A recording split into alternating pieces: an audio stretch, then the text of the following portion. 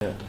Welcome everyone to our Sport Waitakere Underculture Diversity session. Tonight we're going to discuss about Asians' experience, sports experience in New Zealand. And before we dive into deep, I would like to open with the karakia. Whakatake te hau tiki ki te uru, whakatake te hau ki te tonga, kia ma kina ki uta, kia ma tanatara ki tai.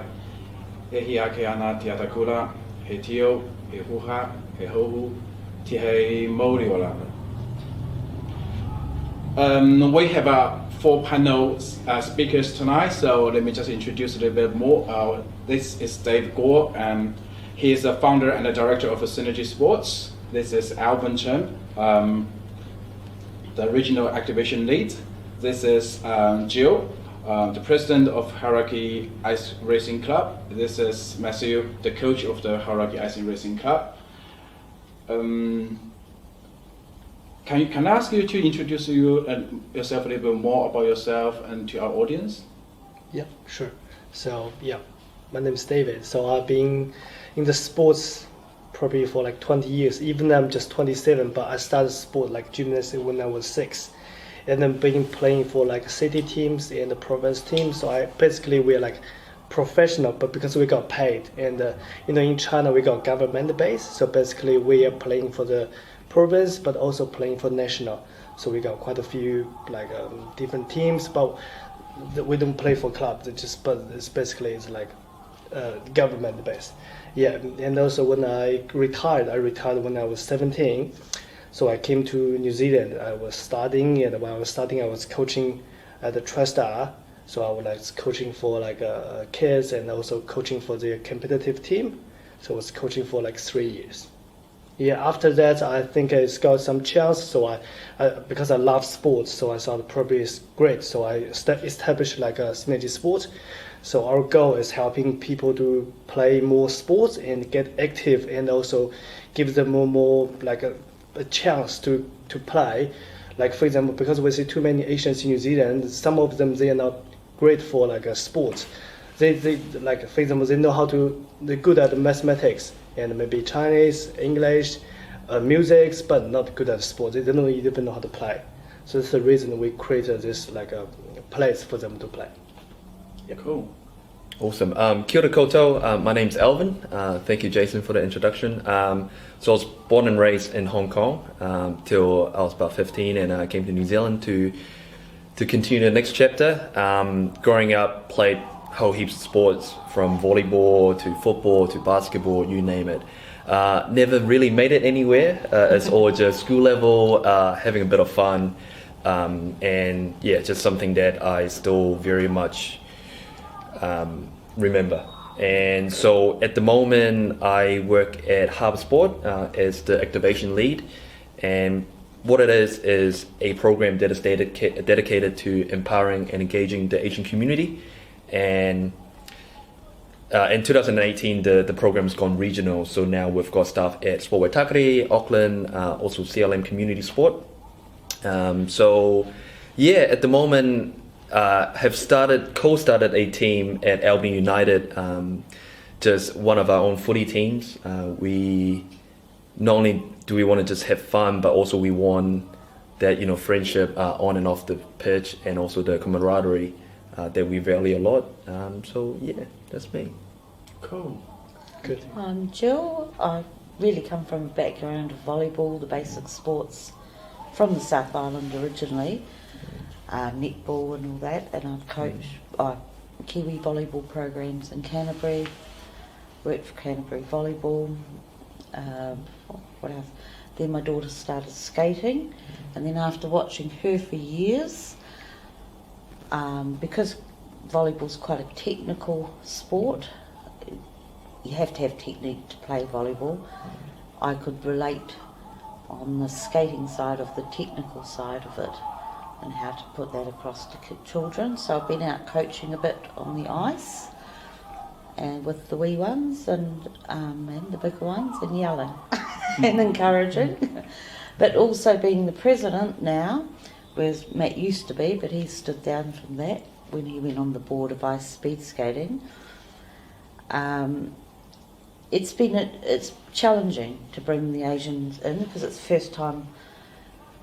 Well, coming from Christchurch is quite different from up in Auckland, especially ethnicities is very different. So it has been a challenge, but it's been a good challenge too, because Asians do offer something different to our club, and we're probably 95% in our club, aren't we? Asian, Yeah, mostly Chinese and Mainly Chinese, 95%. 95. We're not a big sport. We're quite a small sport. Even throughout New Zealand, we're very small. So most of our members are Chinese, a couple of Koreans, and That's surprising.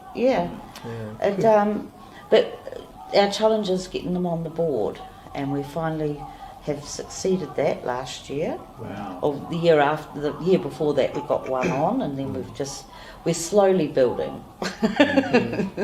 We're slowly building to get them on, and that's really, we can talk more about that part later. Yeah, awesome. Thank you.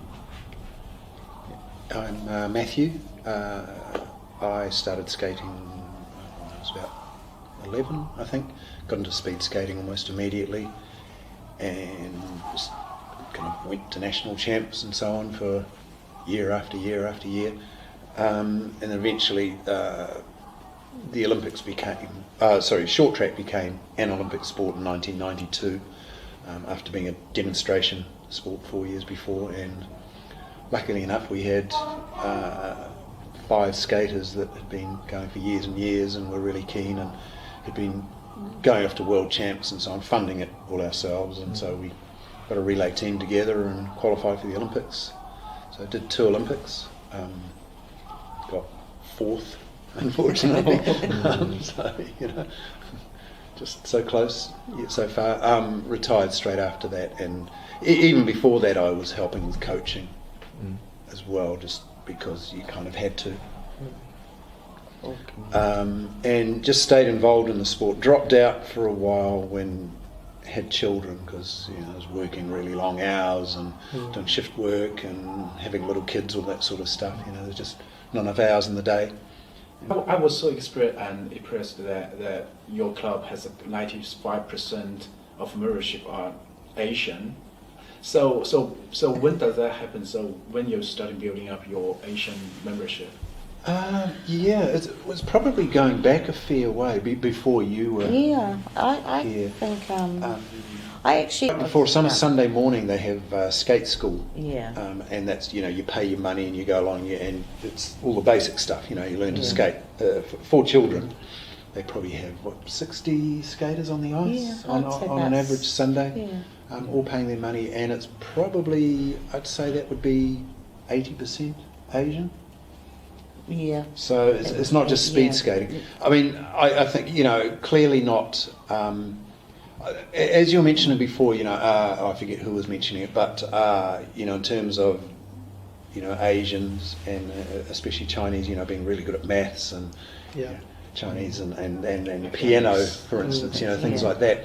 So and that's good, but I think for a lot of Asians, sport is another activity, and in a lot of cases it's just a short-term activity in terms of to keep your child occupied.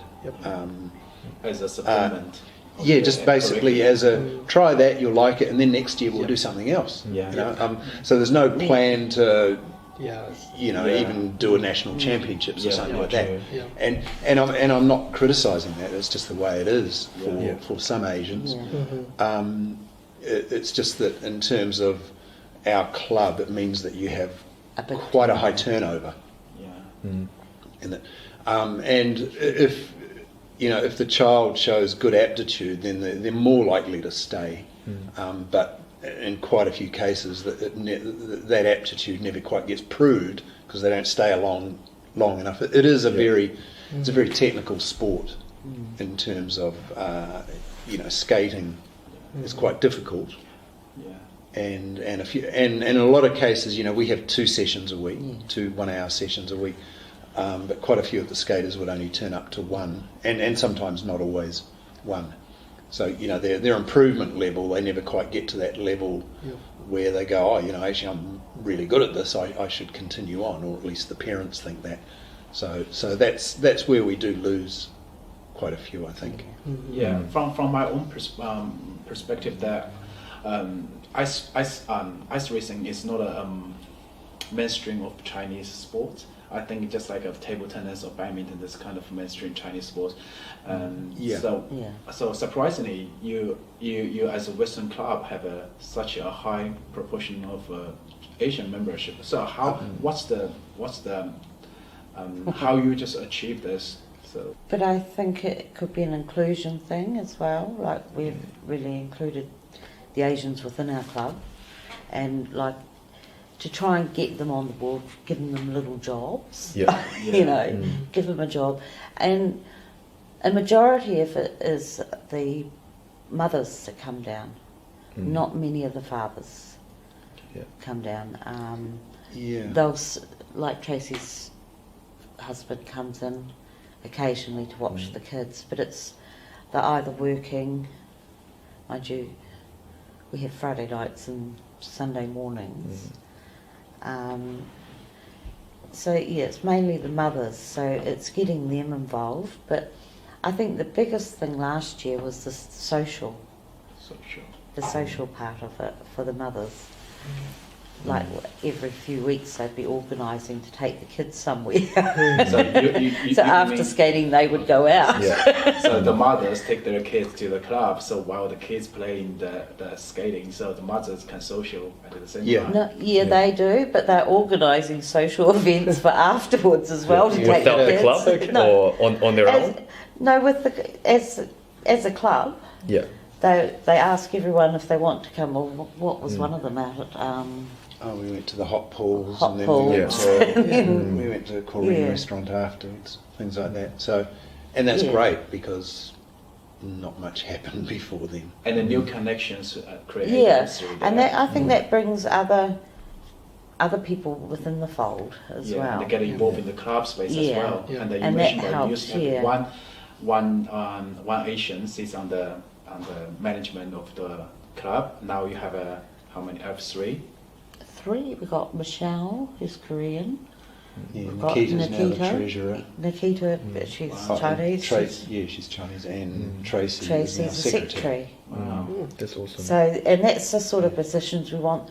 I do a bulk of some of that because of the confidence. But once they get their confidence, I'm hoping they'll just take it right over. Yeah, I think they will. Common for Chinese parents have their put their expectations on their academic achievement. And if we can just bring it back a little bit to, I guess, the social inclusion and the getting the Asian community volunteering as well. I think, Gill, you hit the nail on the head there, where you said the Asian parents have all of a sudden created this club and amongst the environment, and based on my personal experience, it's that safe space. They've identified this location as somewhere that they can chill and relax and be themselves, and sometimes it goes a long way. And we all know that amongst the Asian community, the most effective way of communicating is word of mouth.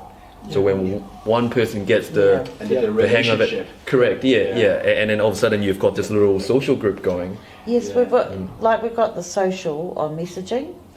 Anyone that joins the club, they invite to the social chat, and that's just basically it's all the parents, isn't it? So if we need a message through to a parent, we just send it through that. And then there might be, we're all thinking of going somewhere this weekend. What about here? Everyone replies back, and it's just it's the easiest way to communicate, because Matt and I both don't speak Chinese. They speak English, very good, but they're not. Tracy said once, I just get so nervous I'm saying it wrong, and I mean, just say it. It doesn't matter. Because of this social group, they become kind of messenger in the community, so which can subsequently just bring more people into your club. Well, that's what we're hoping, because I consider our sport now, although we're serious of what we do, but probably more of as a social aspect. It's probably more social. Yeah. Yep. And I think that is an important step to getting them on board with any sort of volunteering, helping out. And like you said earlier, Matt, my parents have never watched a single game of mine, and I can also tell you that it wasn't something that I wanted them to do. Is the cultural difference is that when I was playing back home, I find it embarrassing when parents were still there after dropping me off. I go, "What are you still doing here?" but yeah, exactly. It's laughable, in the New Zealand context where you want nothing but your parents' support, giving you the halftime oranges and stuff like that. So to be able to find, I guess, that common value to keep them around, and to be able to, like, slowly but surely sharing that responsibility and I guess the point of being in a club and stuff, that goes a long way. And going back to, I guess, something else that we were talking off camera was just around the club system. Again, never really made it anywhere. Got invited to play in this province team once, but that was the only time I've heard about it. And up until then, I was just, the only form of me playing and being active was calling up my friends and go down to the local park and start kicking a ball around. And that was it. Unless you were in a specific sporting school, like what we have around New Zealand here, there was no chance of even being remotely aware of what there's actually another avenue for them to contribute. Sometimes you don't know what you don't know, and often they think that, these coaches are paid, these administrators are paid. Yeah, and none of them are paid. Yeah, exactly. None of them are paid. Yeah, so I think is what a lot of clubs can I suppose do better at is just really spreading the message, so that the parents are aware, the kids are aware, and go from there. But I think what you guys have done with the club there, quite evidently, is that you guys have created a safe space. So yes, although some people might not be fluent in English or might not have the confidence, they still have the courage or the desire to be around and to obviously do all these social events. So and we do have a professional athletics here as David. So David, can you please introduce us about the Chinese sports system? Yeah, so the Chinese sports system is quite different to New Zealand. So like, for example, New Zealand too many clubs, but in China there's no clubs. So when we go into for example, the gymnastics, or no matter table tennis or badminton, whatever sports we're doing, you can either play in the school or either you're playing for like it's like a city training place. It's like city team. So first you play for the team. If you play starting as a recreation, but if you become the good, then will be either, for example, the high level, the province team will pick you up, like select you into the province team. If you keep playing good, so the national team will select you into the national team. So there's a pathway to go forward. The parents give you the support, but not like New Zealand. The difference is like in China, the government gives them a lot of support. So like, for example, when I was playing at 6, so was in that moment my parents pays for me, but when I becomes the province team, like when I was 10 years old, so I signed up a contract with the province team, so they paying me the salary. So the salary like people's working the salary, exactly the salary. So I don't need to pay for food, rent, everything is covered. And however, in New Zealand, because when I meet the gymnastics, like the people in New Zealand, their parents pay a lot of money for them to doing competition. For example, if they go to national, the parents need to take them to the place to play, and if they're playing World Cup, the parents need to buy their ticket. Just like doesn't support anything. There's no any support. So they always from the parents. The whole system is government funded in China. Yeah, in China, not everything government funded. It depends on if you're talented or not. If you're talented, that there's a group of for example, the team, they will select you to there. You still need to train. If you become qualified, then they will give you the money to support you. If not, then they will put you into the recreational part. You still not be qualified. So what if I'm just little bit curious about the people who are not qualified and put in the recreation part. So what's their journey? So they still gonna play. If they still want to continue, they have to just pay to continue. If they're not, they just finish them. Okay. Because so many people, so there's like a big this way to going up. So if you have to be level up, then will be funded. The lower one, you just the same as like New Zealand. But the difference in China, it doesn't have a club. So yeah, so you also have a sports center in New Zealand. Yeah. So what's your experience in about managing a sports club? yeah, so it's similar to Gill described. So like for example, in here the Chinese parents is also different from the Chinese parents. Like the difference is, for example, the kids, they got talent playing basketball, but their parents still doesn't really care if they're good or not. They just want them to have a play, just want them to have an experience. Even the kid is playing good, but the parents doesn't really care. Even doesn't want to them go to the team. So the parents doesn't really care. So they still care about their academic studies. Yeah, and we always push the parents. Says your kids is good. Your kids should probably go to the Waitakere West basketball, play for school. We always give the parents the instruction, but some of the parents listen. Some of the parents doesn't really care. Yeah. Okay, so I just curious because you are managing a club and there is a club. So what's the proportion of Asian membership you have? The percentage. Yeah. We probably 80%, 80%. 80 to 90, because we got too many locals as well, not just Asian, but a lot of locals. And for the badminton part, we got probably 90%, probably 80% Indians. Yeah, they love playing badminton, and another 15% are probably Asian, and 5% are the Kiwi. And so what's your kind of engagement strategy to communicate with the local community to get more people playing at your space? It just facility in New Zealand is not enough, so that a lot of kids or the people, they got no place to play. If for example, the park is not, if the rain comes, they got no place to play, so they have to come to us. So, and another thing is, some of the kids, they want to play, but they may not have some supporters, so we encourage them come to us. So we give them the proper way, also provide a pathway for them to go through the system, so they can go through the step by step going up. Okay. Yeah. That's pretty cool. Yeah. I've got a question for you, all of you guys. So, what do you think is the best way for a club to engage with the Asian community? Great question. Yeah.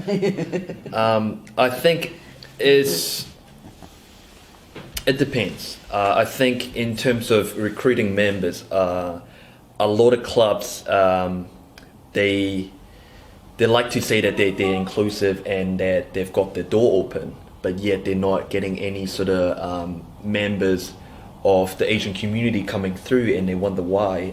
And part of it was obviously similar to what we've been discussing around the cultural differences and the lack of club and affiliation system growing up back home. But also it comes back to just the fact that they don't know about the existence, and has the club really taken that first step in engaging with the Asian community, or any diverse communities for that matter, and understanding the local makeup, what sort of percentages are we doing, and within the club environment as well, have you taken the effort in creating the safe space for your diverse members? And we're talking about, I guess, like turnover rate and stuff. Are we doing that extra yard in ensuring that despite the cultural differences and the language barrier and stuff, that they are being looked after? Because we all know we play sports for fun, for enjoyment, for the quality experience, which every single one of us has devoted our time and everything into creating that. So yeah, I think it it's unique to your geographical area for one, but also it's just understanding that you will need to take that extra step in order to engage. Just because we talked about the lack of confidence, it is scary. Even myself, when I came to New Zealand when I was 15, thinking that, oh yeah, I would do quite well. I'm quite good at English and stuff like that, but it's just overwhelming. Yeah. Completely. And I would not take another step outside of my comfort zone. Yeah. You know, it's just too scary out there. So I guess put it back into the club context then, how do you then expect them to just walk straight into your door? Yep. So yeah. So maybe it would be much better to have someone at the club with the same cultural background. Yeah, that's a good help. So Yeah, it would definitely be a big win having a role model, having some sort of a liaison to be able to engage or be that first pair of open arms to welcome. I don't necessarily think that you have to have the same ethnicity to be that role. I think if you come from a genuine place and that you are being welcoming and inclusive and doing whatever you can in your power, it works just as well. Yeah, but have people with the same kind of background will subsequently just create like a safe place. Yeah, because naturally people is going to gravitate towards people that they understand, they know. Yeah. So I think just being able to hand over some wee jobs that they can do. I think that's the biggest thing. So But get them more don't involved. overwhelm them. Don't overwhelm the person. Yeah, Just I think, one job. Yeah, I think like talking about the social aspect, I think that's something we need to keep pushing because I think, like I said, our numbers have dropped. It's not, it hasn't been catastrophic or anything, but our numbers have dropped. But we do have that, good core of parents that are enjoying it, and part of that is because of the social aspect. So going forward, I think if we can keep doing that, and as soon as new children come along, try and bring their parents in to emphasise the social side of it quite quickly, because I think that way they're just going to feel included. And it doesn't necessarily have to be all parents, being Asian. It's just anybody that comes along. If you feel included, it's just that much easier to. And I think that inclusion, whether you're white, brown, whatever nationality you are, if they're all doing things, they learn about each other. And I think it stops that hostility around, because everyone's working hard to try and make, to do things in life. And I think that's the key, is being able to get all the nationalities together within your club on that social aspect. And to show that, yes, school is important, but also you've got to have a well-rounded child. You can't just have based on one area. Yeah, that's a generational change there. Yeah, that's a whole generation. Yeah, Because at the end of the day, the child can be as bright as they want to be. But if they have no other personality, especially within a Western culture part, they won't get the job. So we have to provide them more opportunity, more choices. You've got to be better rounded children. Cool. And I think that's the important key, so they can mix with all different cultures. yep. Cool, that's good. That's got a lot of insights. And before we wrap up, I would like to have one final question. So, what would be the one thing you recommend for the clubs to be more inclusive in the Asian community? So, what would be the one thing you would recommend? So, who want to go first? Probably, some of the Chinese, you have to get into the Chinese, like for example the advertisement, because quite a few Chinese people, they don't really into the local advertisement. They always, for example, WeChat, you have to let them know there's something come up, otherwise they don't really know. Another thing is, there's quite a few events happening. So you probably have to be involved into that particular event. Like for example, Chinese New Year. If you want to promote, so get something when the Chinese New Year comes up. So you may getting a show for that part. So people knows. Otherwise, yes. Okay, Yeah. so your idea is to have your advertisement be seen at the right channel. Yeah, and that you that's reach the right. right end. Yep. Yeah, let's go. Alvin? For me, would probably be anything is better than nothing. I think often clubs or organizations, because D&I, diversity and inclusion, is a sensitive topic. There's a lot of pressure on clubs to doing it right, but I think sometimes people will then overthink it and keep sort of pushing it back because they want to get it right the first time. But unfortunately, it's not how the world works, and sometimes we learn by doing. And I think in this day and age, especially with the diverse community and population growing year after year, it's just important to just give it a first crack and understand, okay, well, what exactly am I dealing with here? Understanding your local makeup, and just start small. Go with the low-hanging fruits, the easy wins, and just build up your confidence as a club. And slowly but surely, again, word of mouth, if you actually wholeheartedly engaging with the community, they will respond. And it's starting from that first person, move on to the second, and eventually with other support and resources out there as well, I'm sure they will be able to develop their own ethnic engagement strategy and so on. Yeah, cool. It's the inclusion, and I like David's idea of getting out to Chinese New Year and advertising more. The right channels. It's the right channels. Yeah, because as well we know, we don't use Facebook much because we don't even have Facebook back in China. Yep. So if how in the Western world we view that everything because of Facebook, Instagram, Yes. however we don't have that. So if you post everything on the Facebook, it's not gonna reach to the No. Chinese Yep. community. Yeah, so have So the what right do channel. Chinese use?